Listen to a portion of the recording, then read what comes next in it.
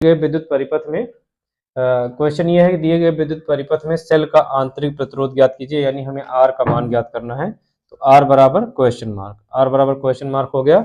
यहाँ पर ई का मान दिया गया है और आई का मान दिया गया है।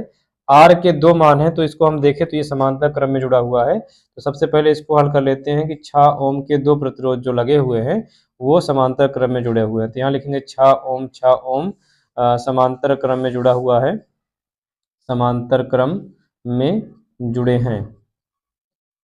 तो समांतर क्रम में अगर दो प्रतिरोध जुड़े होते हैं तो सबसे अच्छा तरीका होता है, समय की बचत भी होती है, कि अगर दो प्रतिरोध समांतर क्रम में जुड़े हों तो दोनों प्रतिरोधों का गुणा कर दो, 6 गुणे 6 बटे दोनों प्रतिरोधों का जोड़ कर दो, 6 प्लस 6। लेकिन यह विधि केवल दो प्रतिरोधों के लिए ही है। 6 का 6 में गुणा करेंगे 36 और 6 में 6 जोड़ देंगे 12, 12 तियां हो गया 36। 1/r करके लगाएंगे तब भी इतना ही आएगा। तो r बराबर आ गया यहाँ पर 3 ओम।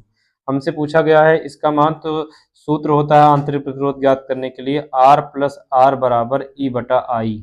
ये सूत्र है R प्लस आर बराबर ई बटा आई। तो R का जो मान आया है कैपिटल वो 3 है और प्लस R हो गया।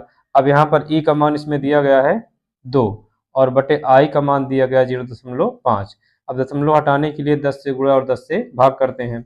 ये हो गया 3 प्लस आर, 2 का 10 में गुणा कराएंगे 20 आएगा और अगर इसमें गुणा करा देंगे तो ये हो जाएगा 5। 5 का 4 से 5 चौक 20 हो जाएगा। तो यहाँ पर आ गया 3 प्लस आर इक्वल, यहाँ पर बचा 4।